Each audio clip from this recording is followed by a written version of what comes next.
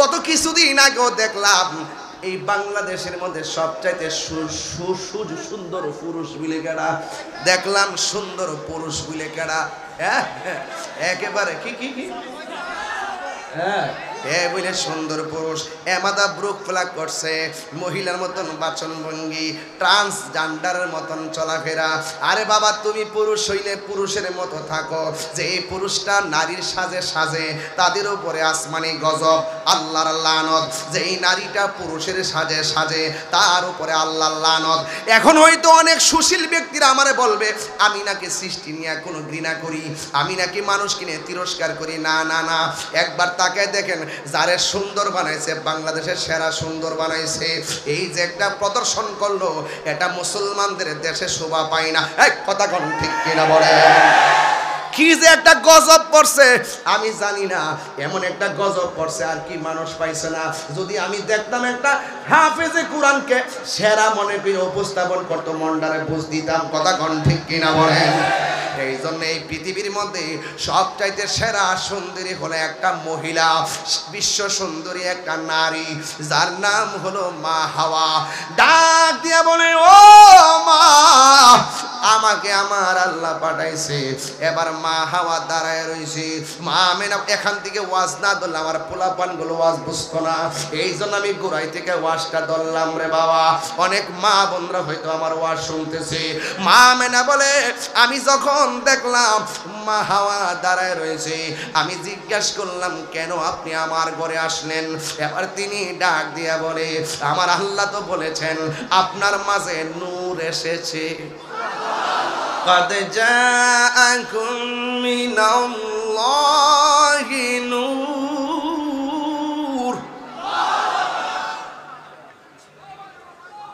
কোরআন শরীফ শুনলে কি খারাপ লাগে? মাঝে মাঝে যে তেলাওয়াত করি এইগুলো তারা কুট করবে না, কুট করে ওই যে বাংতি বাংতি কথাগুলো থানার মধ্যে উল্টা পাল্টা নিয়ে বোঝা, তাহির হিসাবে ট্যাগ দিয়ে তাহিরি এমুকের দালাল হেমুকের দালাল। আমি বারবার বলছি, বাড়া যেই নেতা নবীরে ভালোবাসে সেই নেতার আমি ভালোবাসি, হোক সে যে কোনো রাজনীতি দল করুক তাকে আমি ভালোবাসি। যেই নেতার মধ্যে নবী নাই এই নেতার আমরা স্যান্ডেলও মনে করি না। হক করে বলো, ঠিক কিনা বলো?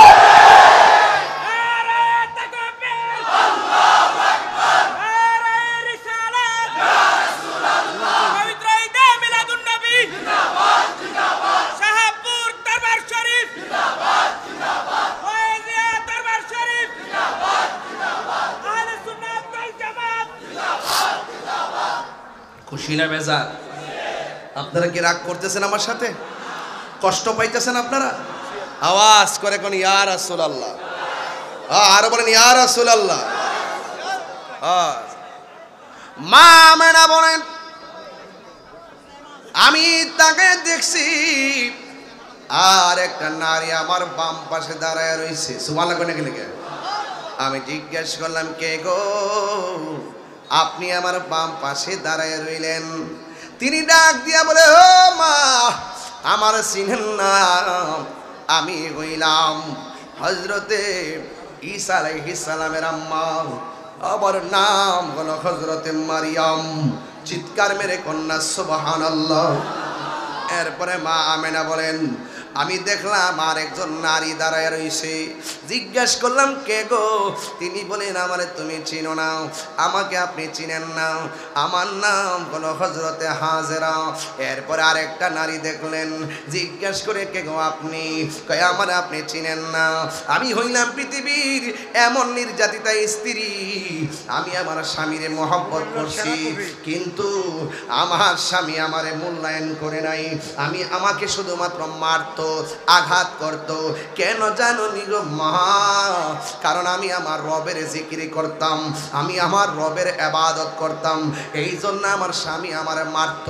শুধু মারত না, আমার হাত পা বাহিদা আমাকে গরম তেলের মধ্যে ফালাইয়া দিছিল, কিন্তু আমার আল্লাহ আমাকে হেফাজত করেছেন। আমার নাম হলো আসিয়া। ডাক দিয়া বলে, কেন এসেছো? চারজন সমর স্বরে ডাক দিয়ে বলেন, আমাকে আমার আল্লাহ পাঠাইছে, কিছুক্ষণ পরে আপনার মাঝ থেকে রহমাতুল লিল আলামিনের শুভ আগমন ঘটবে।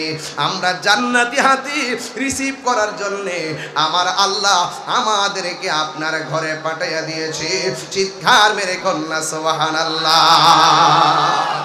এ আমার বন্ধুরে, এ আমার ও কুমিল্লার বাবা, এবার আমার নবী আপনার নবীর আম্মা জান বলেন, আমি যখন এই কথাটা শুনলাম, রাতের বেলা গভীর হয়ে গেছে,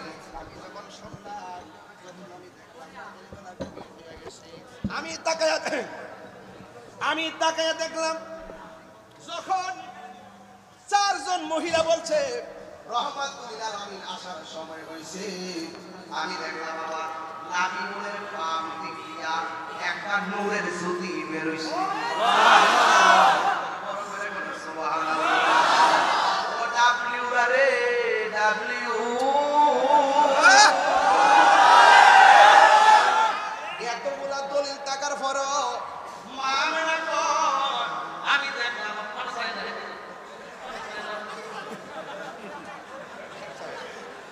না করে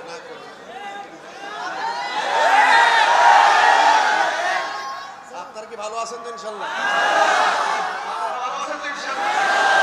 তাহিরি কি কুমিল্লাতে নতুন কি আসিলেন লাগবো? শাহপুর দরবারে কি নতুন কি আসিলেন লাগবো? এই দুইজনকে আমরা যে সুন্নতের খেদমত করি, একটু হিসাব কিতাব রাখবেন আপনারা, এটা আমরা একটু হিসাব কিতাব রাখবেন, একটু গুনাহ টুনাহ ধরেন। সুন্নিরা কিন্তু খানকার মধ্যে আর নাই, সুন্নিরা কিন্তু রাজপথে আছে, কথা ঠিক কিনা? হ্যাঁ, খুব খেয়াল রাখেন। কোন সমস্যা নাকি? মন খারাপ কি লাগে বেটা? মন খারাপ করে বলিস এই জন্য আমি আনন্দিত এখন, আমার নবী আসতেছে, 12 বছরের কথা গেলে এই জন্য আমরা আনন্দিত, আমরা বুক রাখতে রাখি না, সারা কালা করে রাখি না। নবীর আগমনে আবু জাহিলে বেজার হইছে, আবু লাহাবে বেজার হইছে, ইয়াবা বেজার হইছে, কথা বলে ঠিক কি না বলে? নবীর আগমনে যারা খুশি হয়, রাসূল বলেন তার জন্য সুপারিশ আমার ওয়াজিব হয়। আল্লাহু আকবার, জোরে কর না গেলে লাগে। তা আমি একটু দাঁড়াইছি গিল লাগা বুঝাইতাম, দাঁড়াইছিলাম আর কি, পরে দেখি যে ওয়াজ লইরা জায়গা, কারণ আমাদের মানুষটি দেখলাম আমার উস্তা হয় না, কারণ সব নবীর পাগল, কথা কোন ঠিক কিনা? মা আমেনার নাবিমুলের বাম দিক দিয়া একটা নূরের জ্যোতি বেরিয়েছে। সুবহানাল্লাহ। আমরা যেই প্রক্রিয়ায় দুনিয়াতে আসছি, নবী কি এই প্রক্রিয়ায় আসছে? হ্যাঁ, মা আমেনা বলে আমি মাটি দেখেছি। কি দেখছে? এই কথা তিনবার কইতে হবে, কি দেখছে? আরো জোরে, আরো জোরে। যারা মানে না নবীরে নূর, এরা হাকিকতে কিতাব সুর। এগুলা কিতাবে লেখা আছে, এগুলা কিতাবে কি আছে? লেখা আছে। হ্যাঁ, মা আমেনা বলেন যখন বেরিয়েছে আল্লাহ তির আধা কাসুরু শাম, আমি দেখছি আমার নাবিমনের বাম দিক দিয়ে যখন সুবে সাদিকের টাইমে নূরের জ্যোতিটা বেরিয়েছে, আমার বাড়ি থেকে অনেক কিলোমিটার দূরে হলো শাম দেশের প্রাসাদ, ভিতরের অন্ধকার এই নূরের আলোতে আলোকিত হয়ে গেছে। আল্লাহু আকবার।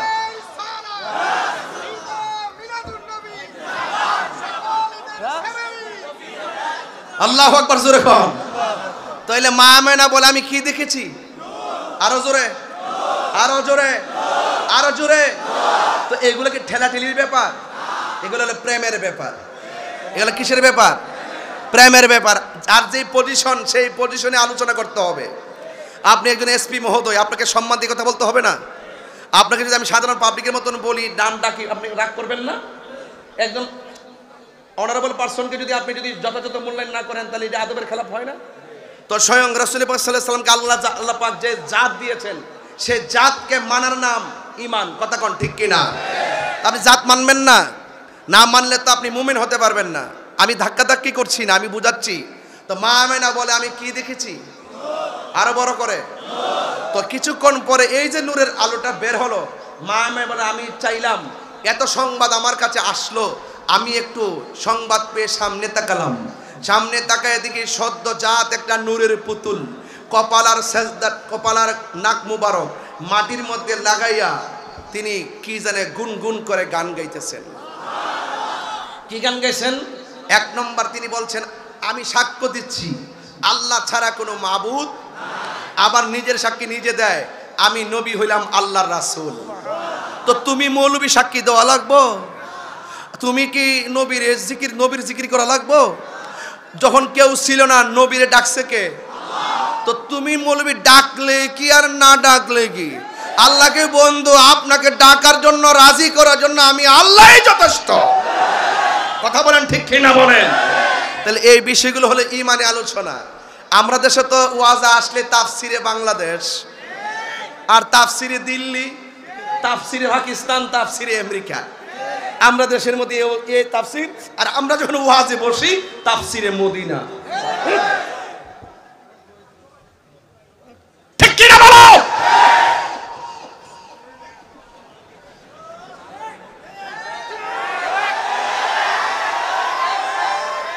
ওয়াজ মাহফিলকে ওয়াজ মাহফিলের মতো ব্যবহার করতে হবে। ওয়াজ মাহফিল এটা পলিটিক্যাল কোন স্টেজ নয়। এই তাফসিরের মাহফিলগুলোকে আজকে বিনোদনে রূপান্তরিত করে দিয়েছে, মিথ্যার কারখানা বানিয়ে দিয়েছে। এই জন্য আজকে এখন হুজুরদেরকে দেখলে, ইসলামের কথা বললে তারা আমাদেরকে ট্যাগ লাগায় কথা বলে।